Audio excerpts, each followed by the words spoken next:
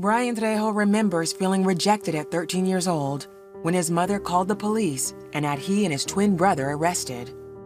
She had recently broken up with their father, and it was her way of disciplining the two unruly teens. I was disobeyed, kind of asking for attention, but not getting the attention we needed.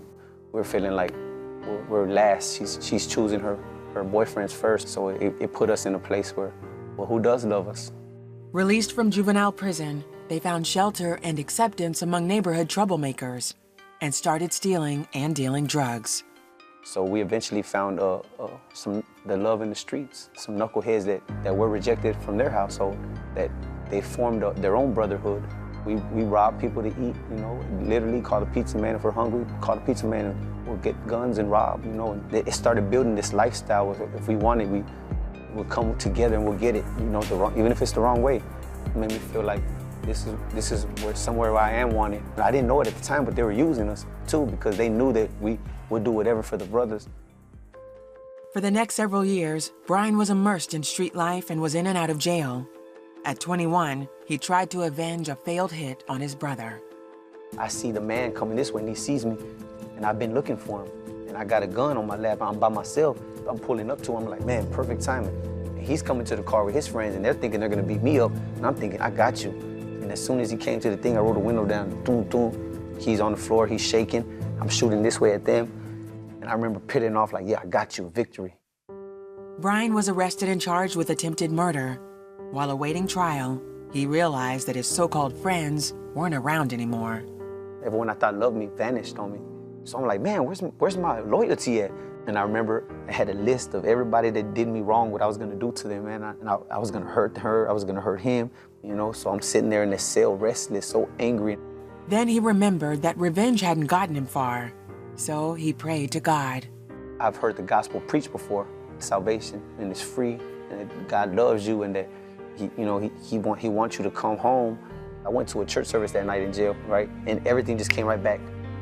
So I cry out to God in this cell, facing this time. You just give me peace, just don't leave me, I'm gonna serve you. Even if I gotta be in the penitentiary, I'll serve you. And he tells me to start forgiving people. The list I made of people that I wanted to hurt when I got out, I had to start praying over these people instead of sitting there wishing death on them. So it became a prayer list. At trial, Bryann's charges were reduced, and he was released after serving 3 years in prison. It was like, man, this is something unconditional I never experienced before. Just being the type of man I am, and you would still give me help. I was grateful. By this time, his twin brother had turned his life around. He became a Christian and started creating rap music to glorify God. I told God I made a promise. I no longer be dishonest, like a cycle that repeats. Until the night he was fatally shot just outside his home. When they said my twin was murdered, I felt like my soul was cut in half. I couldn't even go to his funeral because I didn't want to see him in a casket because he looks just like me. I wanted to remember him with life, so it was hard for me. He walks like me, he talks like me. Even now to this day, when I look in the mirror, I see him. The grief nearly drove Bryann to suicide. It was then he realized he had never fully surrendered his life to Christ. I still had things I didn't want to let go of, kind of on my terms. I'll change, God, but I just do little by little. And he was telling me, give me everything. And it was, but when my brother was murdered, I gave him everything. My prayer was like, I got lust in my heart, I got greed in my heart, I'm blaming everyone. I know it's my fault, I'm tired of running a race the wrong way, going backwards, in and out of prison, being a failure. They just took the closest one to me on earth. I don't want Satan to take no more from me. So I want to live for you. So whatever you got to do, help me.